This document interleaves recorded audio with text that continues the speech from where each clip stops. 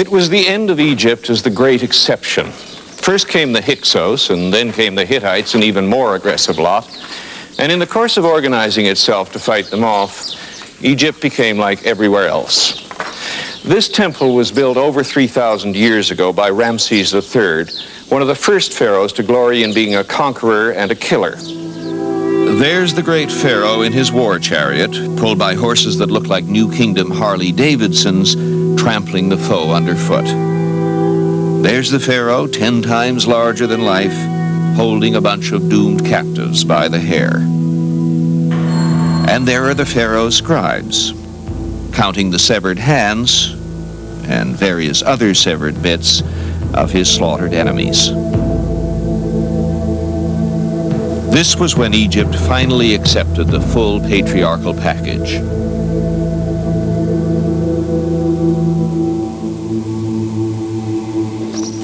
Once other civilizations can reach out and hurt you, you have to militarize. That's what happened in 19th Dynasty Egypt, and it had an immediate impact on women.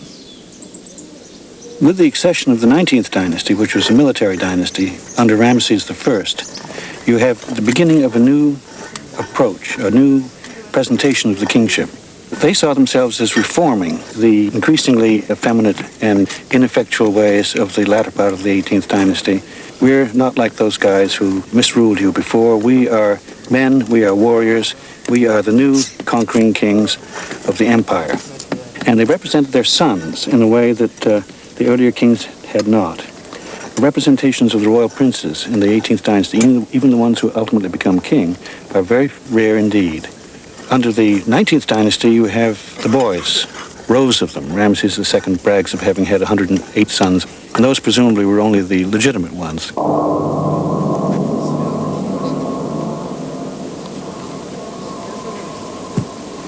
The picture in the 19th dynasty is one of increasingly masculine presentation.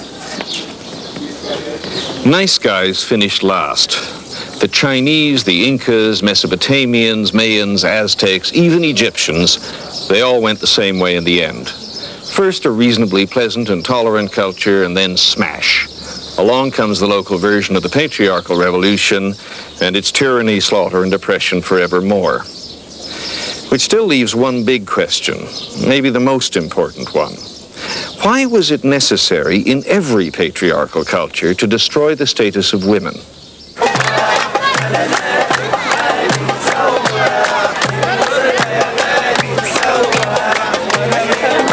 How many babies would the average woman have if nobody was pushing her around? It would certainly not be the 6 children that were the norm in our grandmother's generation. In cultures that let women make their own choices, small families are the norm, because women know that children are a lot of work. Big families are a legacy of militarized societies. Military power requires lots of people, especially soldiers. That means lots of babies, especially boys. But you can't get a high birth rate if women are really free to choose. So you have to reduce them to a state where their best hope of security and respect is their children. Or more precisely, their boy children.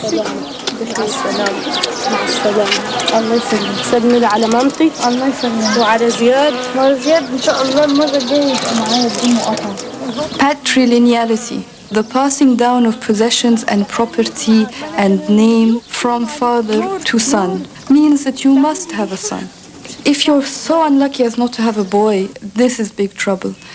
One recourse is to try to attain a boy by, for example, giving your inheritance to a nephew. That obliges him to take care of you and respect you.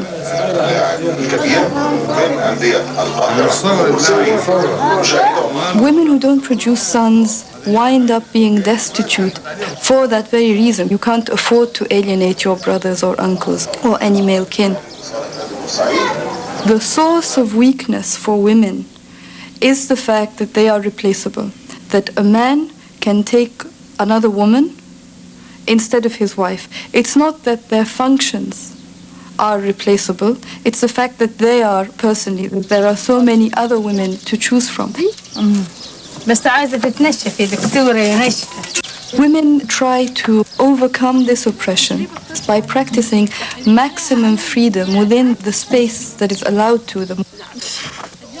They just know the boundaries, they know where not to go, and within that they have maximum power. ودي اللي كنست ودي اللي لمت وحضري اسطوانة وحتى صينية ودي اللي حشت. ها واخر واحدة ايه نعمل؟ ودي اللي تقول زغ ودي اللي تقول يطيب من تحت ومن فوق. Because of women's intelligence, women have created a stake in patriarchy and have tried to play by the rules and get the most out of it. You're not going to upturn the culture, what people write in newspapers, or how the country is ruled. You're not going to change that anyway. I'm talking about making the most out of scarce resources in a culture of poverty that is devalued and doesn't have a voice.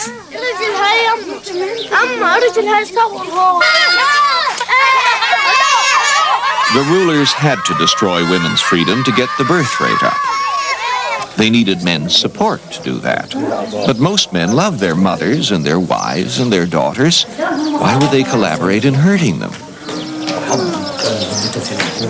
Besides, a fully militarized patriarchy was not good news for the average male. For every general, there are thousands of foot soldiers, and being a foot soldier is not good for your health. Magic, magic, man. Magic, magic. Magic, man. A few men ended up on top, but most men were less free, less rich, and maybe even less safe than before.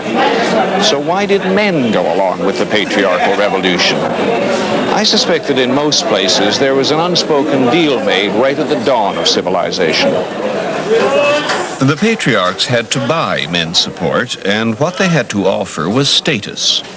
Here was a way to reverse the huge loss of status men had suffered back when we all moved into the villages. Any competent tyrant would spot the raw material for a deal here.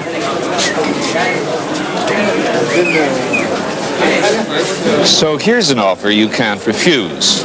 Throw your lot in with us, back patriarchy, and we'll make you superior to all women.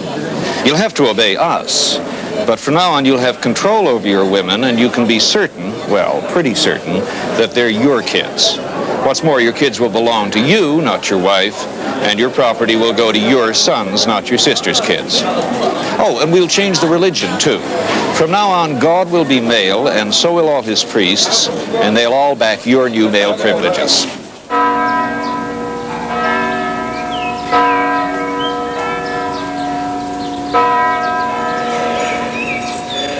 Around 2,000 years ago, new religions swept away the old pagan beliefs in almost all the mass civilizations of the old world. The new religions of the Middle East turned the universe into a perfect hierarchy with a single male sky god at the top. And the goddesses, who always played a major role in earlier religions, were demoted to mere saints, or at best, the mother of the god.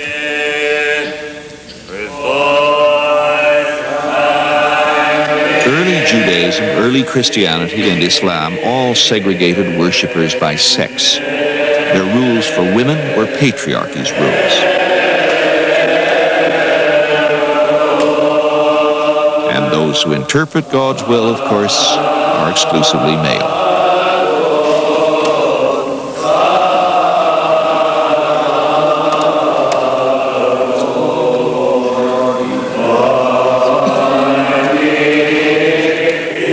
In Islam, God becomes much more abstract as an idea, as a concept.